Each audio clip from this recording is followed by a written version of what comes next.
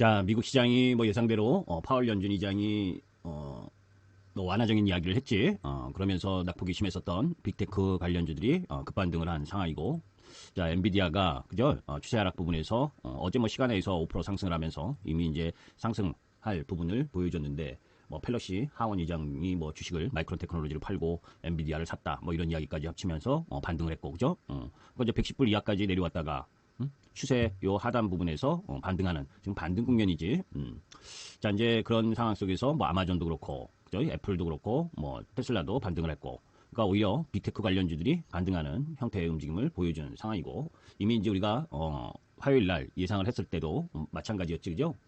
화요일까지는 미국 시장이 별 볼 일 없고, 수요일 날 파월 연준 의장의 이야기 속에서 반등할 가능성이 높은데, 낙폭이 단기적으로 심했었던 빅테크 관련주들의 하락 부분에서 급반전이 나온 상황이고, 자, 이제 그런 가운데에서 하나하나 조목조목 살펴보면, 지금 전체적으로 뭐 어제 우리 시장이 이미 이제 엔비디아의 하락 속에서 AMD의 실적 호조, 그래서 시간에 상승한 부분, 이 부분이 이제 일정 정도 진행되면서 오후장에 반도체, 삼성전자, 하이닉스를 필두로 한 반도체 소비장에 반등이 들어왔고, 그런 가운데에서 이제 어제 미국 시장 흐름을 보게 되면 민간 고용 지표가 상당히 둔화되는 모습을 보여줬지.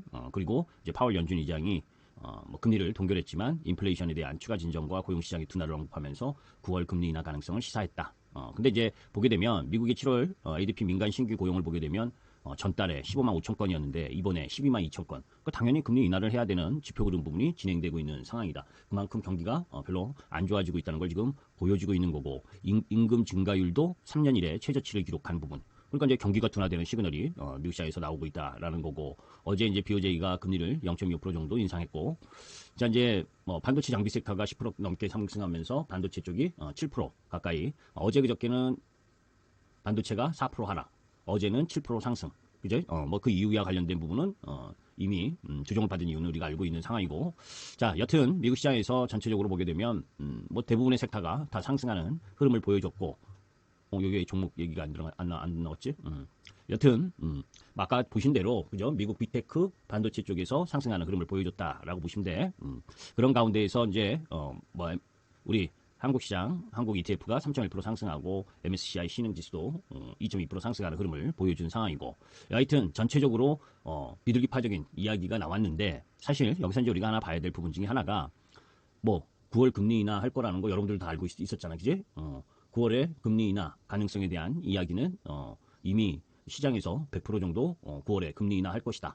사실은 9월에 금리 인하한다는 거 가지고 어제 그렇게 크게 시장에서 반응할 만한 요소는 아니지. 시장이 이미 선반영하고 있는 부분이 일정 정도 있기 때문에, 여하튼 뭐 연준의 시각이 시장에서 시장이 생각하는 시각하고 맞아 떨어진다라는 거 하는 부분은 긍정적인 거고, 그러나 이미 시장도 뭐 여러분도 저도 계속 이야기한 것처럼 9월 금리 인하에 대한 부분은 시장이 알고 있던 상황이야.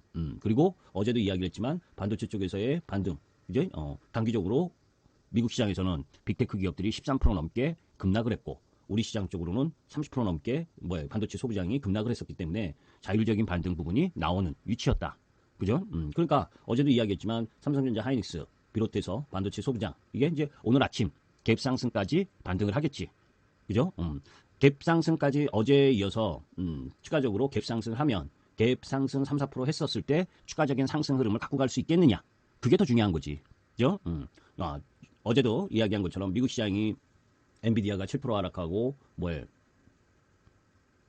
반도체가 하락했을 때, 그죠? 오히려 삼성전자가 매수 타이밍에 들어오는 그런 흐름이다라고 이야기를 했다면, 오늘은 갭 상승을 하고 나서 양봉이 내어질 수 있느냐 없느냐, 이게 이제 중요한 부분인데, 그렇게 양봉을 내기에는 조금 부담이다. 왜냐? 어제 이제 좋은 뉴스가 시장에 있어서 이미 이제 나왔었지. 뭐가? 미국이 대중 반도체 장비 수출 규제를 강화하는데 한국은 예외다. 그죠? 이게 어제 이미 나온 이야기잖아. 그죠? 그러면서 장중 이런 이야기들을 가지고 우리 시장이나 뭐 이런 부분들이 선행적으로 반등을 한 거고, 그런 부분에서 이제 미국의 그 이후 이제 어제 오늘 새벽이지. 오늘 새벽 부분에 있어서는 미국이 삼성, SK 마이크론 이렇게 지금 마이크론 테크놀로지는 대륙 중국과 관련된 HBM 공급을 하지 못하고 있어. 그러니까 그런 부분으로 봤을 때 이런 미국이 삼성과 하이닉스에 대해서 대중국 HBM 공급을 제한을 하게 되면 이것 또한 안 좋은 뉴스지. 그죠? 그러니까 어제 오른 것만 바라보면 안 되고 어제 올랐기 때문에 미국 시장이 오늘은 뭐 당연히 갭 상승을 할 텐데 갭 상승한 이후에 추가적인 상승 가능성이 크다라고 보지 않는다. 무슨 얘기인지 아시죠? 그러니까 초반 부분은 미국 시장의 반도체 상승 때문에 당연히 반도체 쪽이 양호할 수 한 부분으로 시작을 하겠지만 그 흐름 속에서 미국 시장의 낙폭과대에 대한 반등 흐름 부분이다라고 보고 있다. 아직은. 그죠? 우리가 이렇게 이야기했잖아. 그지? 화요일 날 이렇게 내려오고 있는 중이다. 그죠? 이렇게 내려오고 있는데, 그죠? 화요일까지는 약한다. 그죠? 이렇게 내려오고 있는, 이렇게 내려오고 있는 지수. 그런데 화요일, 여기까지 왔어. 그죠? 딱 와줬잖아.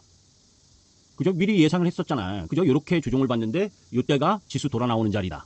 그리고 갭 상승해서 돌아났어. 자, 그런데 어제 이제, 뭐가 이제 그거 하냐면, 그래도 지금 어제처럼 빅테크주가 올라가면, 미국 시장에, 그죠? 자, 이제, 이거 보이세요? 잘 보시면, 이제, 반도체, 그죠? 반도체, 엔비디아, AI, 엔비디아, 마이크론 테크놀로지, 급락하다가 반등한 라인 7%, 십자봉이지, 그지? 이렇게 떨어져서 낙폭과대의 반등이야.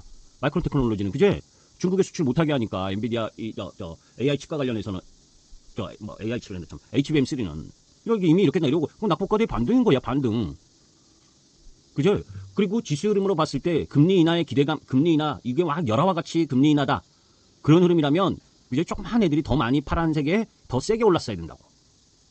그런데 급락했었던 엔비디아가 올라와 준 거야. 얘는 그래도 실적이 찍히는 애 아니야. 그죠? 주구장창 올라와서 110불 이하로 내려오니까 올라온 거라고. 그죠? 얘는 제가 지난번에도 한번 이야기했었잖아. 그죠? 110불 내외에서는 매수. 더 떨어져도 매수하는 위치고.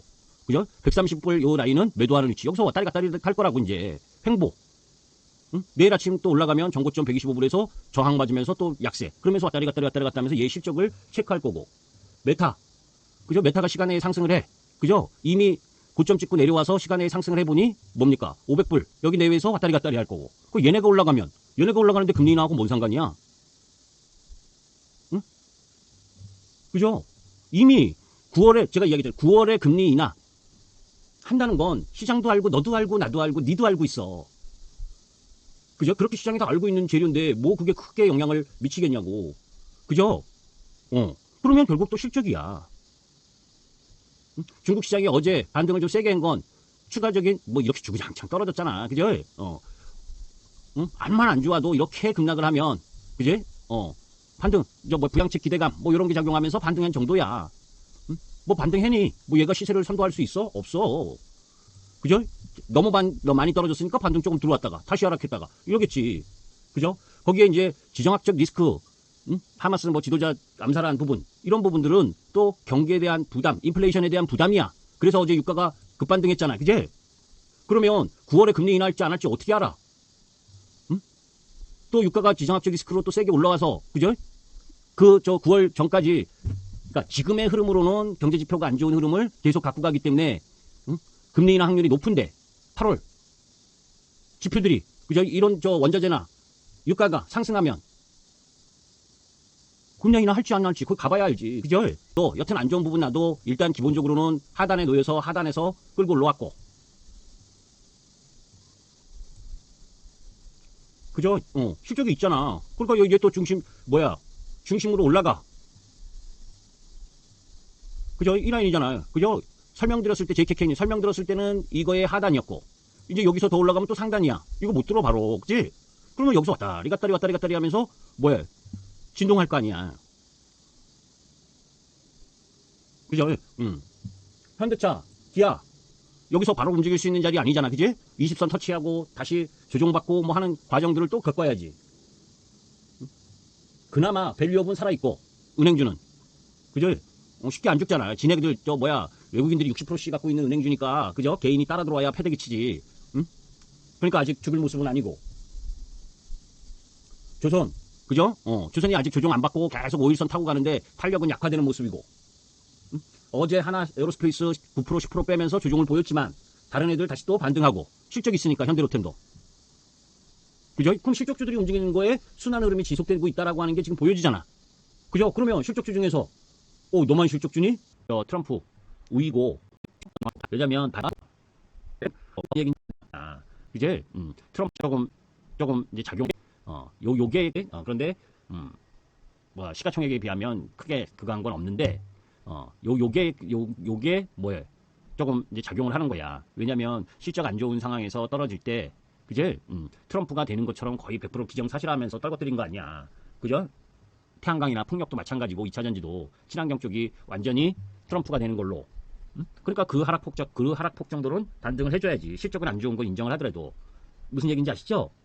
이제 해리스가 되면서 저는 해리스가 이제 될 가능성이 높아졌다라고 보는 쪽이야. 보는 거는.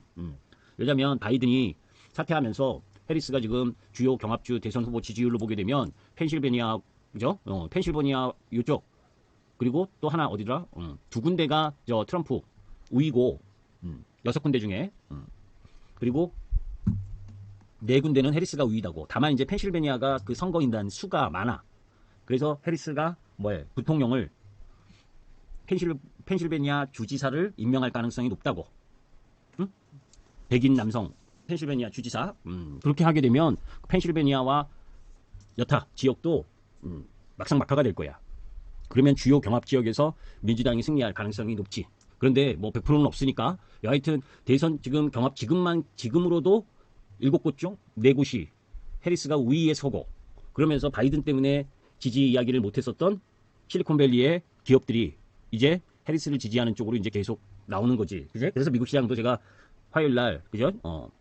시장 흐름으로 보면 안 좋은데 대선을 앞두고 있기 때문에 시장에 우호적인 이야기를 할 거다. 그래서 우호적인 이야기를 한 거야. 이제 다만 이제 9월에 금리 인하하는 건 거의 기정사실로 돼 있었던 상황이니까 새로운 건 아니고 이런 부분이 일정 정도 작용하면서 2차 전지에 반등이 나오고 있는데 아직 LNF의 실적이 나와줘야 실적 그게 가장 엑스판일 거라고 LNF가. 그러니까 그게 나오면서 이제 쌍바닥을 만드느냐 아니냐 그런 부분들 여기 이제 지금 실리콘밸리 투자자의 200여 명이 해리스 지지한다. 그렇죠? 이런 이야기도 이제 점차적으로 지금 뭐 유진투자증권 한병환이 뭐 하나증권 김현순이 다 전부 다 트럼프 되는 걸로 거의 기정사실화해서 리포트 쓰고 막 했잖아. 그러니까 그런 부분들이 일부 희석되는 과정이다라고 보시면 되고 그런 반등 정도다 지금은. 자 이제 그런 가운데에서 아까 올려드렸던 내용 중에 7월에 수출 뭐 아까 얼핏 이야기를 했으니까 이게 품목별 수출로 보게 되면 반도체가 50.4%인데 보다는 조금 감소를 한 상황이고 거기에 이제 무선통신이나 자동차는 좀 안 팔린 상황인데 자동차 부품 쪽은 조금 증가했고 그죠? 일반 기계도 증가하고 석유 제품도 증가한 부분인데 뭐 석유 제품은 뭐 큰 의미는 없고 여튼 이제 바이오 헬스도 좀 증가를 했고 2차 전지는 아직도 감소 중이지 철강이나 이런 쪽은 그지? 자 여하튼 이제 수출 품목 글로벌 부분에선 그렇고 그리고 이제 우리가